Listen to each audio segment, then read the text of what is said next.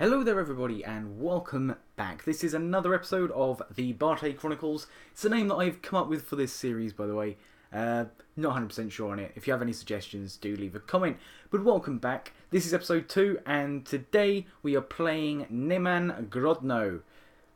I'm still just presuming after all these years that that's how it's said.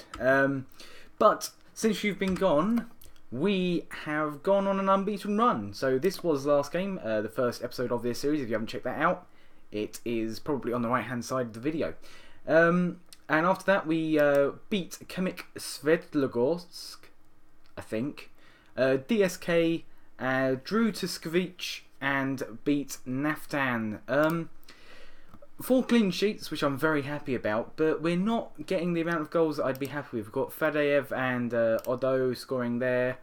Had an Erzkan penalty. That was a lucky game against DSK, that really was. And against Naftan, our backup centre-back, Hiraga, managed to get the goal which secured somewhat of a lucky win.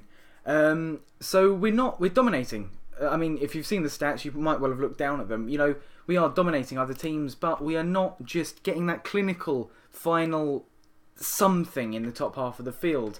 So going into today's game, I'm hoping that we can do something in order to change that. I'm not sure what it would be, though.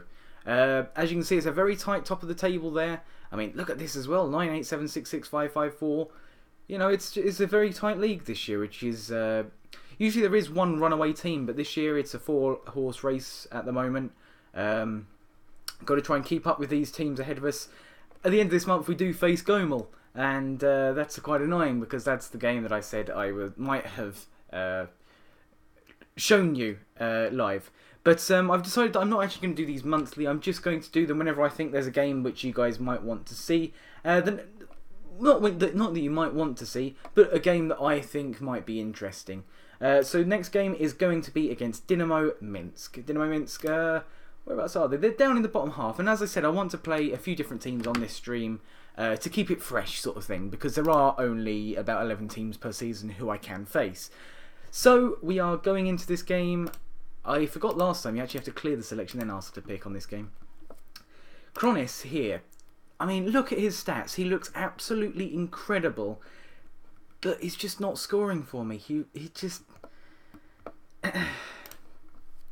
I'm having some difficulties up front, which is something which I've not had for many a year now. We've got Nikotenko, who is only out for another couple of days. I may well be tempted to bring him into the starting lineup after that.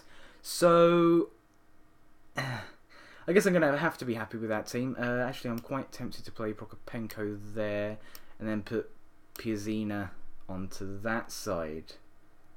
Yeah, Piazina's an MC, whereas Prokopenko's a sort of a more defensive-minded player, so that looks good with me. Tonino used to play for us, playing up front for Neman today.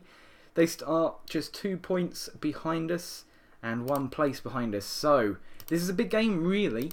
And obviously this was just a guess. This was just guesswork coming up against these guys. You know, I mean, we could have continued our struggles at the start of this season here, but we've done pretty well so far. I mean, this is what I mean here. Look, we've got all that possession, and oh, they're actually going to get away with the first shot here, or are they?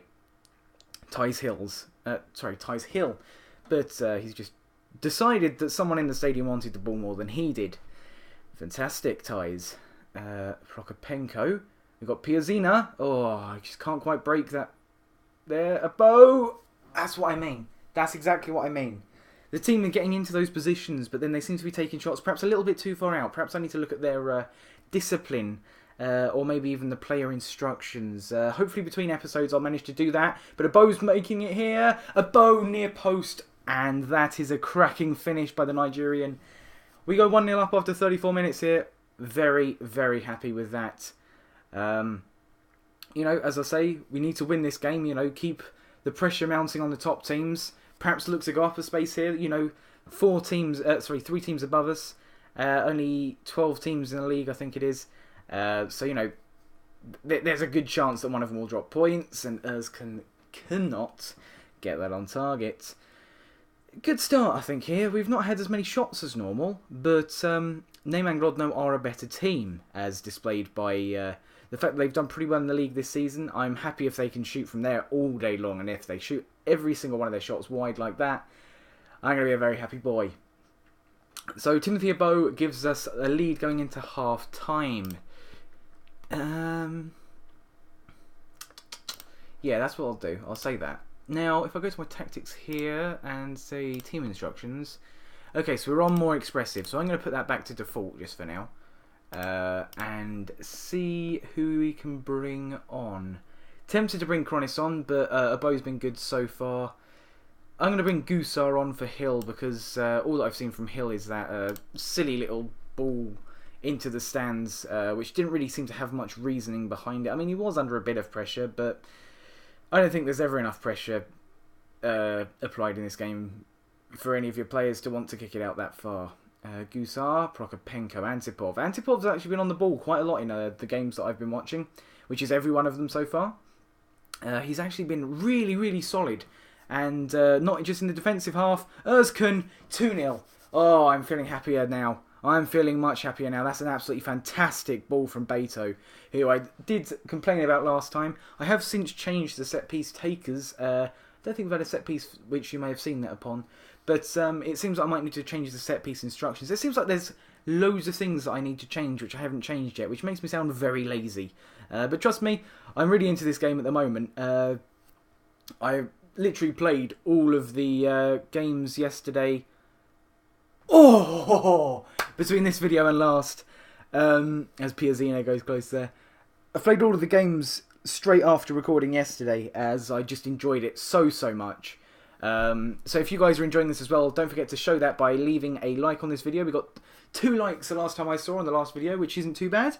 And don't forget to subscribe if you are enjoying. So we're playing it out wide here to Antipov, the guy that I said has been playing really well. As I say, his passing has just been fantastic from left back. I've not actually seen a left back do so much work. And it's not as though he gets forwards like an Ashley Cole kind of player. He just sort of stays at a normal left back position and just looks to play either to the left mid or to the centre back. And it's absolutely fantastic. And Beto there heads it wide. He seems that he still has some kind of input on my... Sorry, my phone's going off. He seems like he still has some kind of input. Yeah, Van Kampenhout. I've had a couple of bids for Van Kampenhout, actually, from some decent sides, but I want to try and keep him. He's been here for quite some time now. Not quite sure how old he is. Oh, that's a bit interesting from Gusar. I think expect him to play it to the right back. Gusar! Yeah. Need to stop them from shooting on this sort of area. I want him to be shooting inside the box mainly. Try and work it into the box and just do something better there. Okay, so Beto's taking a knock, so I'll happily bring on Andrei Uraga. That'll have to do, I think. I think we'll just let the rest of the game sort of go as it's panning out, because it's not exactly panning out badly at the moment. And it looks as though we've possibly won this one here. We've not been as convincing as I'd like us to be. And I'll move my mouse out of the way there.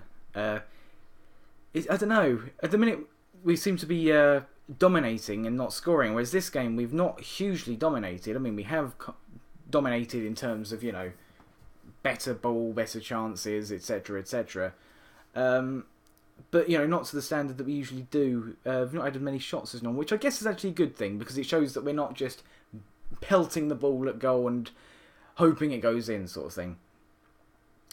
And it looks like that is the end of the game then, guys. A 2-0 win for us there.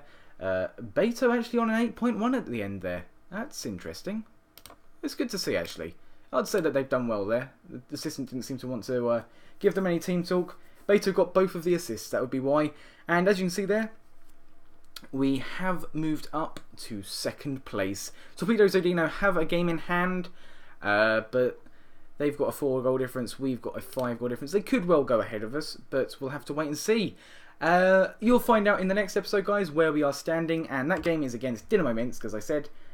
So we've got 3 games to play in the meantime. We've got Partizan Minsk, Gomel, and Torpedo Zodino themselves. So we've got bottom and then some very, very tough games. In fact, the next game... No, sorry, the Gomel game will probably be a first versus second affair. So anyway, guys, thank you very much for watching this episode. If you've enjoyed it, don't forget to hit that like button. And if you haven't already, hit subscribe as well, and I'll see you next time. Au revoir.